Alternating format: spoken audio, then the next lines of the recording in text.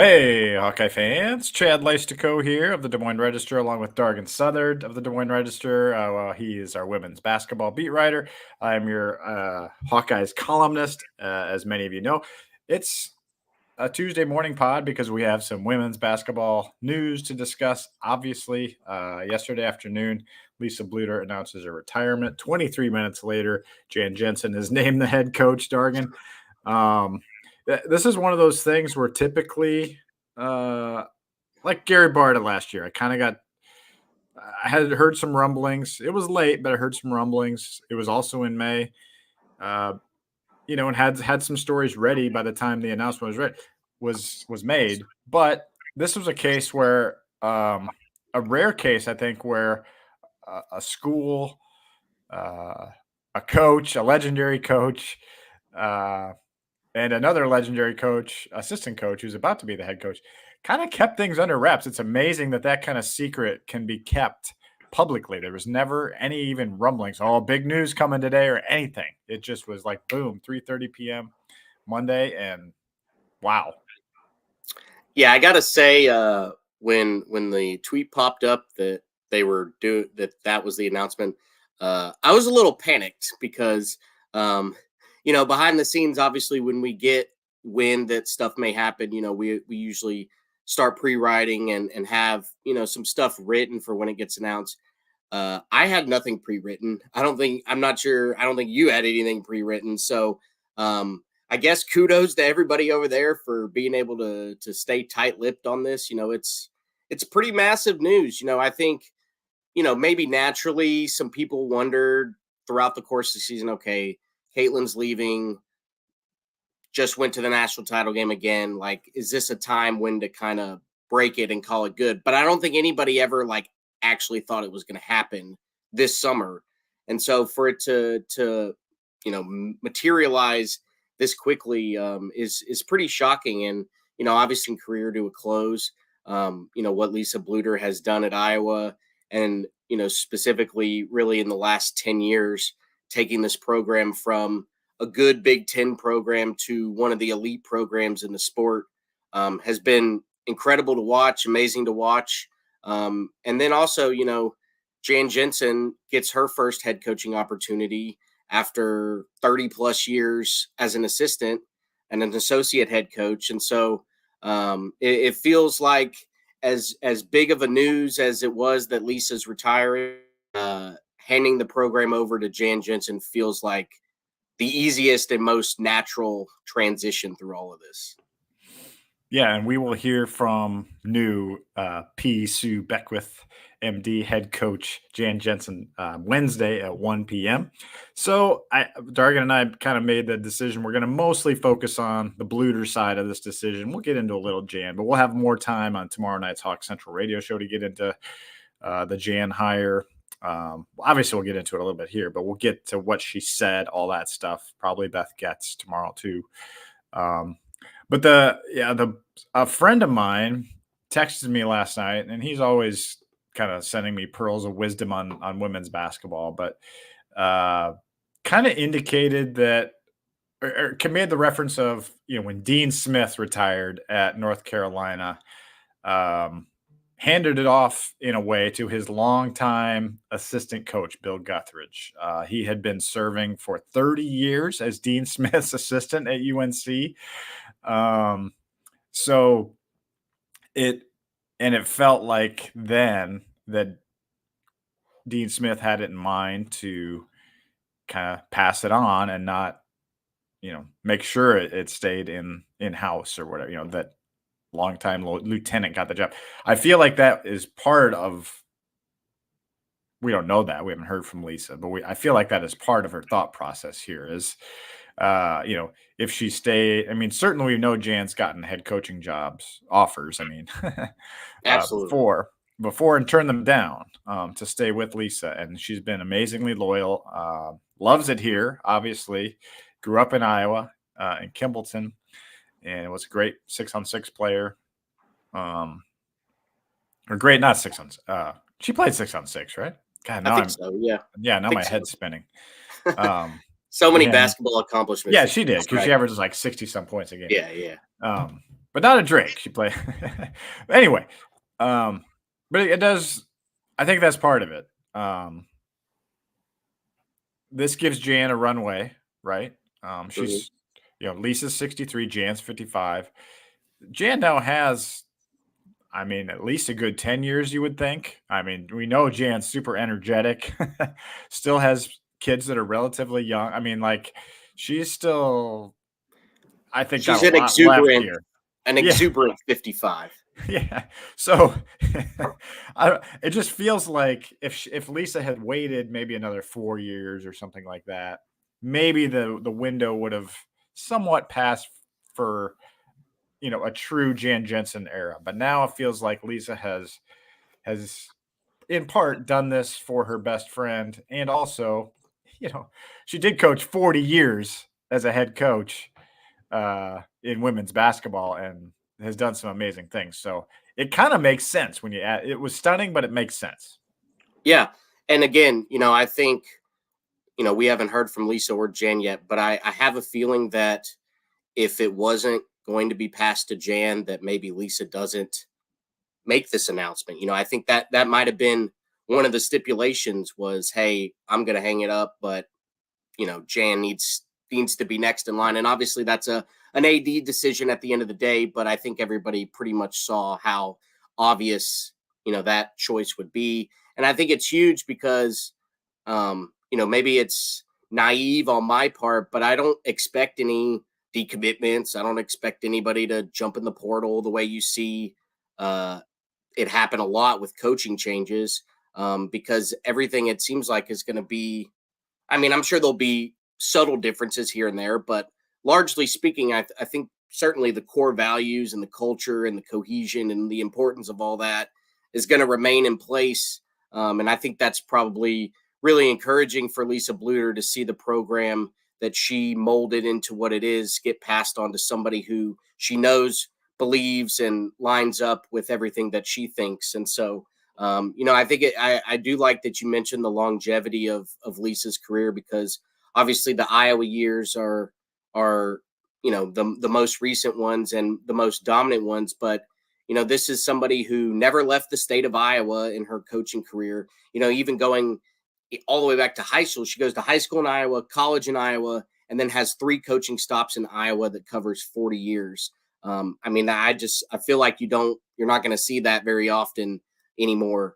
And just how it kind of naturally progressed. St. Ambrose made her mark there, then gets the Drake job, then crushes the Drake job, and then gets the Iowa job. And so I think it's a real testament to perseverance and a real testament to kind of staying true to who you are, that everything that Lisa needed for an incredible coaching career was inside the walls of Iowa. And so, I think that's why you see so many people impacted by her in this state, both, on a personal level and also beyond that. You saw the Drake women's basketball account tweeting congrats and everything like that. And so, I think when you kind of put her career, lay it out and look at all the stages of it, it's pretty incredible the consistency that was there and the impact that covers 4 decades now. So you have players who are obviously just graduated and even younger than that,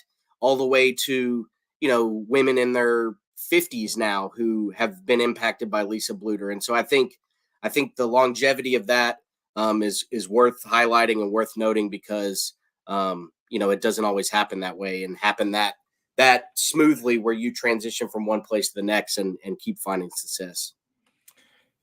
Yeah, it's truly a remarkable career. I touched on it a little bit in my column. She, answered a classified ad in 1984 and got the St. Ambrose job, made $2,500. And as you guys know, or as many of you know, I posted a story on Kate Martin this morning, and I, just kind of talking after we did the interview, was talking to her parents about it, and what they said was in line with what I had written, thankfully. But just, she walks away from $1.4 million coaching salary, which is one of the highest in women's basketball. And I'm guessing that would have actually gone up a little bit with Probably. With what they accomplished.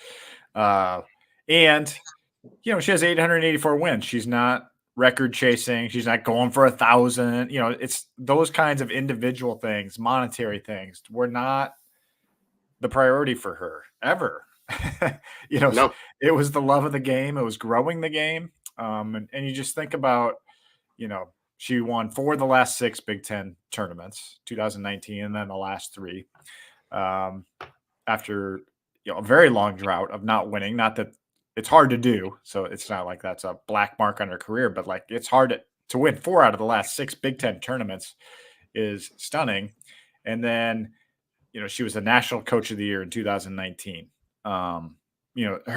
Her last 5-6 years really were her best years, and so what better way to kind of go out on top? I mean, it wasn't with a national title, but back-to-back national title game appearances with, to kind of have that crescendo, Dargan. And when I don't even remember if I put this in my column. I meant to, and I think it just kind of like, shuttled. There was a lot of thoughts flying yesterday. Yeah, it shuttled to the bottom of them, and then I just never like pasted it back in. So I'll say it here. Like her last year as a head coach started with 55,646 fans at King Stadium, the biggest crowd in women's basketball history. It really is hard to imagine, a year that they had you can't replicate that. There's no way. No. Like they could win the national title this year, which they probably won't, but but it wouldn't even be like last year was just a one of a kind year. And like, she's 63. She's a family oriented person. Like her career was worth going out like this is what I'm saying. Absolutely. And, one thing that I think is pretty admirable about the whole situation is how often in sports, whether it's coaches, players, even the great ones, how often do you see them try to hang on maybe a little too long? And, the last few years of their career don't exactly mirror the rest of the greatness that came before that. And so you think about the number of high profile athletes and coaches who have retired on top, essentially, again, didn't win the title, but on top of everything that she has accomplished. Even somebody like Nick Saban, Nick Saban didn't end on a title or didn't end on an incredible game. It was losing in the playoffs to Michigan. So I think it makes a lot of sense, but it also takes some real reflecting to have the intensity and the attention and the excitement of this past year and really the last 2 years and say, okay, this is a good time to stop and this is a good time to call it good. Not everybody can do that in the moments and in the emotions that have been so strong the last few years. And so, I think it's also worth noting that you mentioned that her best years have been at the end here. She didn't make the Sweet 16 at Iowa until year 15. And I'm not saying that as a knock, but to me, it's just incredible to, one, get the patience from the university to be there that long to have that happen, but also to kind of just keep going and know that, hey, there's another level that this program can reach, even though, it's kind of been operating at a level for the first decade and a half. And so for all of her success, all of her high-end success to come in the back, 10 years of her coaching career, I think really kind of emphasizes even more everything that she stood for and that she's built with this program, because it would have been easy to see or, to look at how she got to that point and say, okay, the ceiling on this program maybe has been reached or whatnot. And so for that not to be the case and to push through and have it in the way that it did, I agree. I don't think you could have written a better way to go out if you can get to the point where you're comfortable with that. And obviously Lisa Bluder was. And so I think it does make kind of the perfect ride off into the sunset after, what the last 2 years have been, which have been unprecedented for this program. Yeah. One thing I also touched on in my column was like, nobody left. Very rare that did an Iowa player leave. Yeah. especially like with any animosity. No, I mean, it was, There was the one girl that transferred to Creighton, right? Like I don't even know, but like it's very rare. And it almost was like a pain. It was like, God, can we get someone to leave so they can bring someone in? But people didn't want to leave.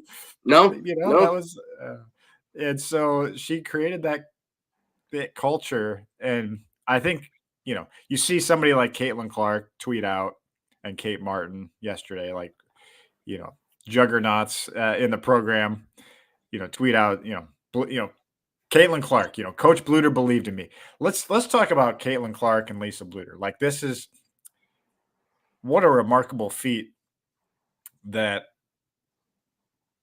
Lisa not only convinced Caitlyn to come to Iowa, but also let her be Caitlyn and let her become the Caitlyn Clark. I mean, I'm halfway through the documentary series right now, and it's just a reminder of like that's not easy. Like, no. Caitlyn's a handful. Yes. In a good way. Yes. It can be difficult. And she like Lisa Bluder was the right person to navigate and get the absolute most out of Caitlyn. You couldn't argue. There's no way you can argue that Lisa could have done any better with Caitlyn Clark. Yeah. Scoring, assist, like team success, individual success, growing the game. Like, it's almost remarkable how she did it all. And how would you say you covered almost every game of the Caitlyn Clark era in person? Like, how would you say like Lisa sort of navigated that? Because it wasn't easy. It started in COVID, and Caitlyn had, there was an adjustment period with her emotions, obviously. So that to me is also part of this Lisa Bluder success story and the way she finished. Absolutely. And, it would be easy to sit here in hindsight and be like, oh, well, why wouldn't you take on the Caitlyn Clark experience? Look what it got you. But, when she signed with Iowa, I mean, everybody thought she was going to be a great player, but to like get it to this magnitude, I don't think that happens anywhere else but at Iowa, given that, she had the freedom to, or, Lisa Bluder gave Caitlyn the freedom to, like you said, be her. And that was really the only way that you were going to get the dominance to the level that Caitlyn produced it. And so, again, I think you think about where Lisa Bluder was in her career when she signed Caitlyn Clark, 30 plus years in the industry, 20 plus years at Iowa.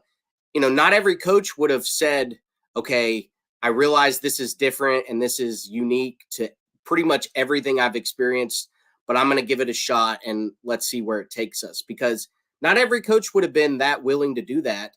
And, maybe, I think it's fair to say that if that doesn't happen, Caitlyn doesn't get to the stardom and the success level that she reaches. And so, I think Lisa's adaptability, both individually and with her coaching staff, whether it was, when Megan was here, playing to her strengths, obviously with Caitlyn's here, playing to her strengths, the ability to adapt even in the back end of your career when you are a veteran and have seen a lot. I think that's admirable to be able to do so, because she didn't know that Caitlyn was going to turn into the most popular college athlete in the world. She didn't know that Iowa was Caitlyn, if you let her do her thing, she was going to lead you to back-to-back national title games. I mean, I think halfway through Caitlyn's career after the Creighton loss, I mean, there were some legitimate questions like, hey, is this experience going to lead to high-end winning the way that so many people thought it would? And obviously it did on the back half, but, as you're going through the Caitlyn experience, I'm sure there was some thoughts of, hey, is this actually going to work? Is this actually going to get to the level that it did? And the only way it does is with a coach who fully trusts her player, fully trusts what she's built and that it's going to work. And again, I think it really was the perfect marriage, because Lisa Bluder doesn't, have, obviously she doesn't lead Iowa to back-to-back title games without Caitlyn Clark being as great as she was. And Caitlyn doesn't get as great as she was if she's not in the perfect environment that, allows her to have her stardom, but it's not something that ever overwhelmed the team or ever became really a negative thing, which it could have easily been given how popular she got. And I think that's all comes back to the culture and the cohesion that Lisa Bluder has emphasized from the very beginning.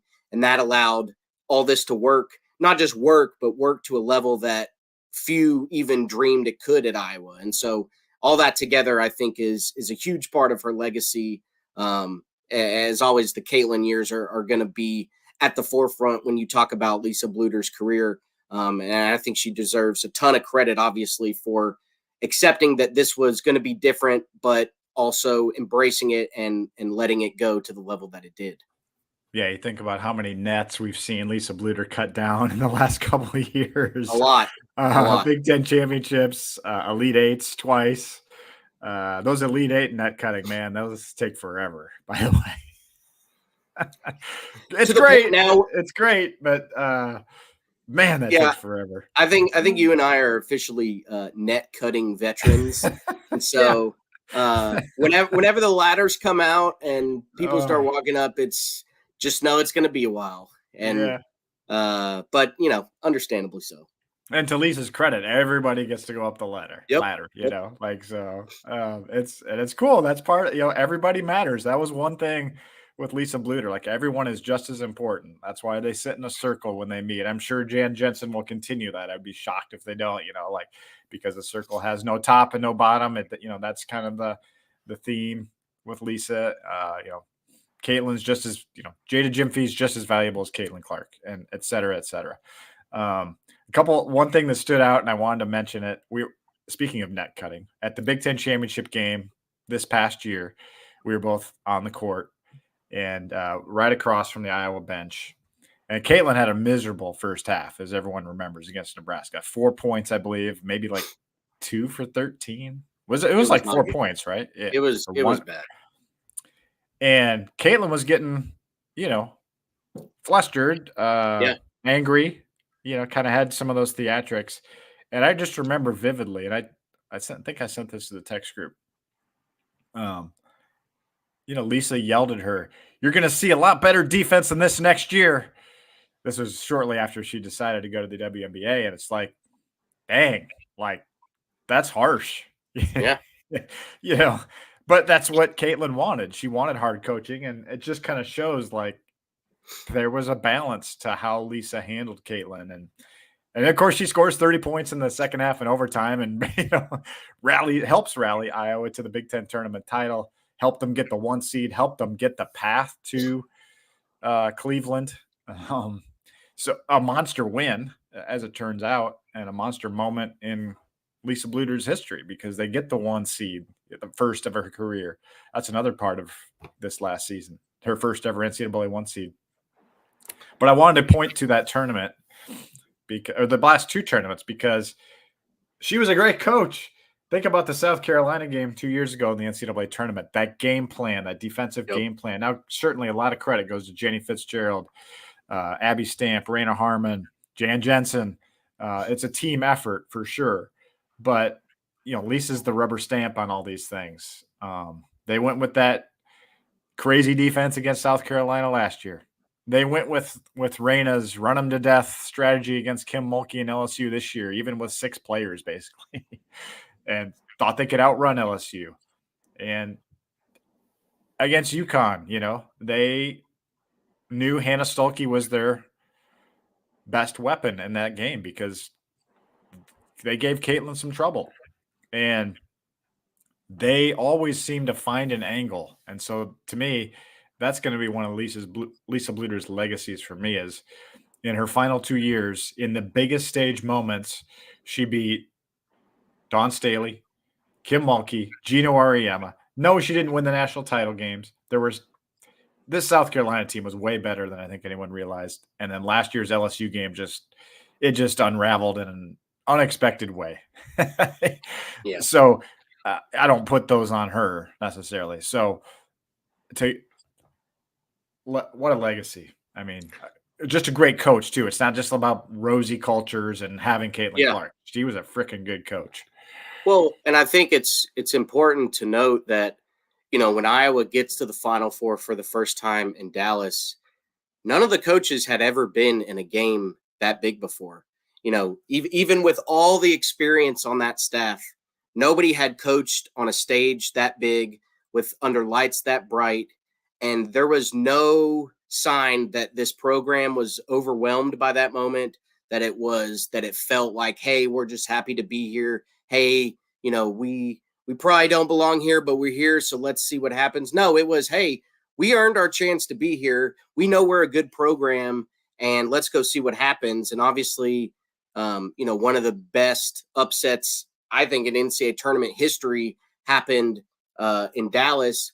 And then you go to this past year, and it was really just kind of building on all that. This whole season was unprecedented, even for a veteran staff like Lisa Bluder and Jan Jensen and Jenny Fitzgerald and all the pieces there. So to be able to navigate that without the experience really of it, the way that a Gino and a Don Staley and a Kim Mulkey have, going through year after year after year with championship expectations, I think you could easily have seen a way that this past season becomes overwhelming and too exhausting, and that starts to affect things on the court, at the biggest parts of the season.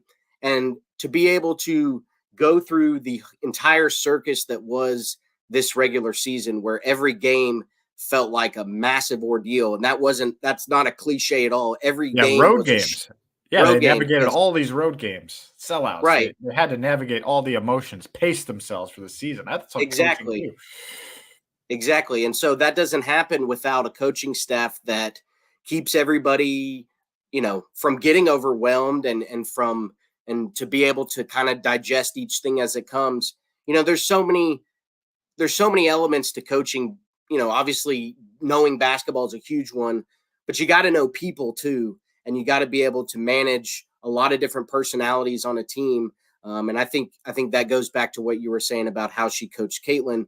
And, this kind of popped up some in the documentary as well, as the best way to coach Caitlyn was hard and to get on her. And that's the way that Caitlyn wanted to be coached. She said that in that documentary, that, hey, that's how I thrive, is being held accountable and all that. And sometimes it's, may not be easy to do that with a superstar.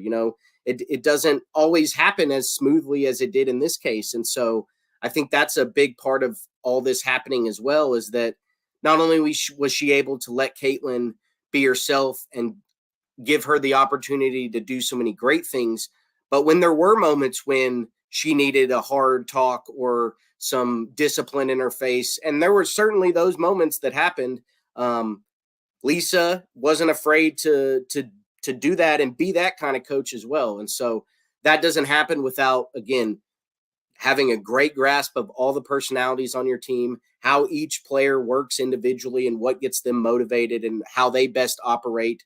I think all that comes into play, and all that is part of a legacy that extends as long as it did, because, inevitably if you coach that long, you're going to see every kind of personality in a player, and to be able to manage them the way and as successfully as they did, even beyond just the superstar with Caitlyn, I think is a huge testament to why so many people are pouring on the praise and the love and the support following yesterday's announcement. Let's talk about the transition quickly. Again, we're going to hear from Jan Jensen tomorrow, so we'll have more on that part of it. How she's going to lead. Obviously, there's now an assistant coach opening. There's a lot of little threads here. You wonder, does a Tanaya Davis slide into that role? Does Jan look on the outside? There's a lot of stuff going on. We're assuming at this point, Raina Harmon and Abby Stamp will be back as kind of her core assistants. Maybe, one of them becomes the associate head coach. Maybe she doesn't start with an associate head coach. Maybe she hires an associate. I don't know. We don't know that. But the transition itself feels, everyone's happy about it. It was the right move.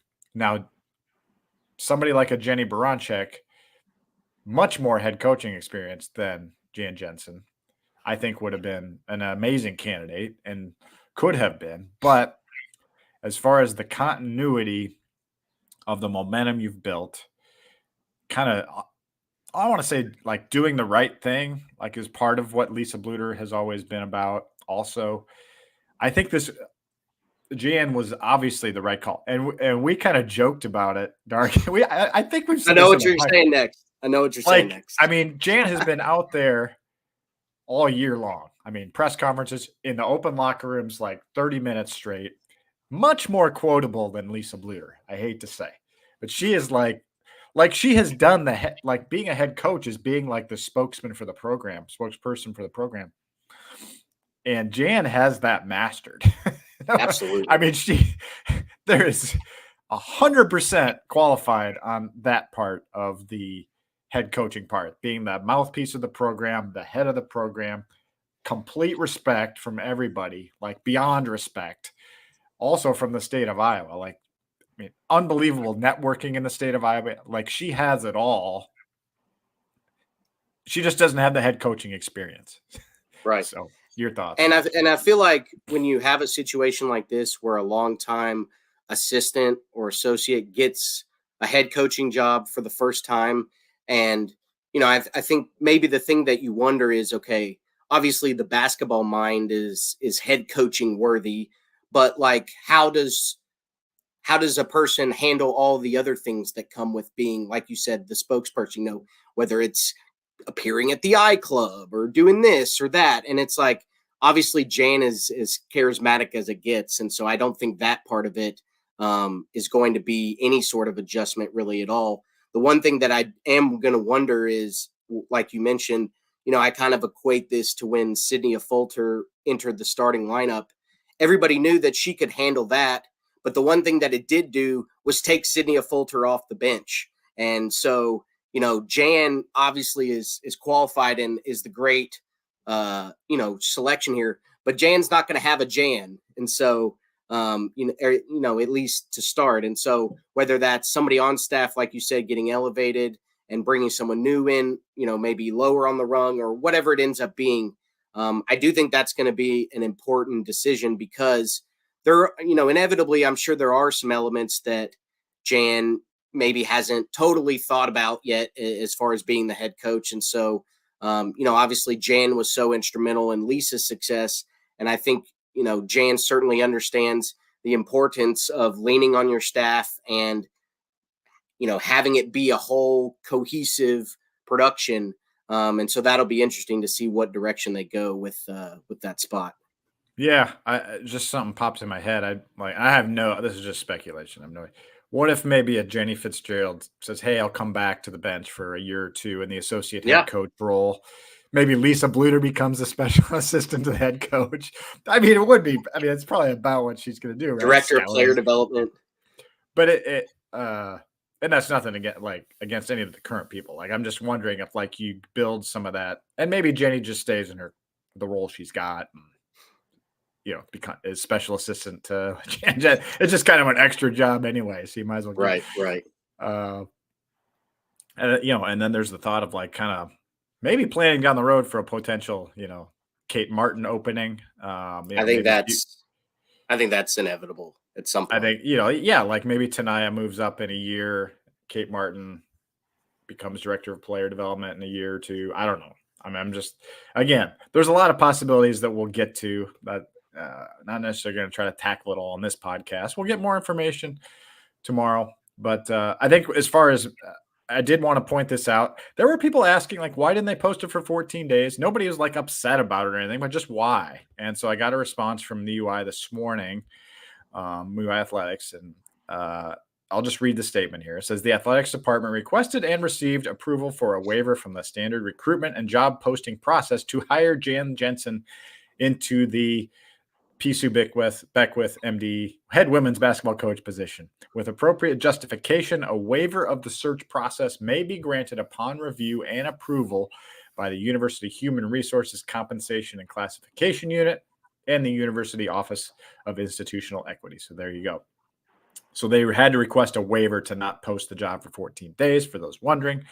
It does seem like you would think, based on the responses we've gotten, and I have reached out to a couple incoming people,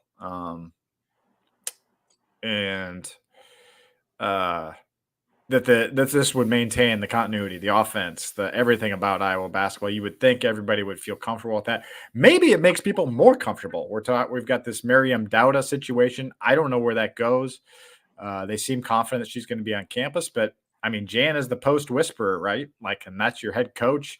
There's no doubt there's no doubt she's going to have security. So it could be maybe it's even better for recruiting. I don't know. Like, I'm curious to see how it plays out. I can't imagine defections or anything like that because Jan is so wildly popular. But well, and another thing is Jan is the primary recruiter for a lot of these players, and so Jan is often the first person from Iowa that a lot of these recruits knew and formed a relationship with, and so beyond just hey, it's this, it's staying in the family, and so that's why there's not going to be any departures. I think it's really just everybody has just as good of a relationship with Jan as they did with Lisa, and so I mean, I would be surprised if you see any movement. I guess it's possible just because it is a coaching change, and I'm not sure how much of a heads up everybody got. We even saw Kate Martin yesterday on her Aces Zoom seemed to be surprised when the news got passed along to her. So, but again, I mean, I think I wouldn't expect any. I wouldn't expect this to really change anything from a recruiting standpoint because Jan is so directly involved with so many of these recruiting processes anyway. Yeah, and I heard somebody that's on staff. I said, hey, "Did you see this coming at all?" And even she said, I found out not long before you did in the media. So they really kept this under wraps. But obviously Beth Getz was clued in, and I just wonder if we'll ever find out, like, when maybe Lisa, her and Jan have been so close, they're best friends. Did Lisa mention something mid-season, early in the season, a couple of weeks ago? You just wonder, like, maybe a couple of years ago. Who knows? Like, I don't know. But it's clear that Lisa doesn't want to be in the spotlight. She hasn't talked. She's not on the docket tomorrow that we know of. It's just going to be Jan's show. So it's kind of a selfless situation. It doesn't, she's a family person. She talked about her husband, David, so many sacrifices that he's made, taking the kids everywhere, all that stuff. Like, he has kind of given up his career to be, his banking career, he became kind of stay-at-home dad basically. And I think it's awesome. I mean, I hope I get to retire on top at 63, Dargan, from the Des Moines Register, right? What's going to be your so what's going to be your equivalent of going to the national title game? Like, what are you going to end on? Ooh, boy, that's a good thought. Maybe that's its own column itself. College football playoff, maybe. Yeah, there you go. Yeah, the Hawkeyes finally make it with, I don't know. Like, insert son name here of famous Cooper DeJean Jr. Right. I'm just kidding. That's a little too far off, but anyway, now we're going off the rails. But any final thoughts here, Dargan? We should probably get going and get on with our day as we have our own meeting here in about 5 minutes. So just another we were kind of joking, or have been joking, that this beat just kind of keeps on going. Yeah, no kidding. WNBA starts tonight, by the way. Yes. So it's crazy how much this beat is kind of started as, a nice thing on the side, and now it's front and center for every reason possible along the way. And so with massive interest, like the interest is insane, like more than football. Crazy. Right. No doubt. And so I think all the excitement is, I don't think you're going to see a lot of change in excitement and intensity from fans and all that, because in a way it's just like little sister taking over for big sister, or something like that. Like, it's all the familiarity and the love that this program generated so much of, particularly in recent years. I feel like all that momentum is still there and is still going to continue. Even with something as massive and as large as what happened yesterday. All right, for Dargan Southard, this is Chad Leistikow saying so long. Thanks for joining us on this live Hawk Central YouTube pod. We will talk to you tomorrow on the Hawk Central radio show. Thanks again.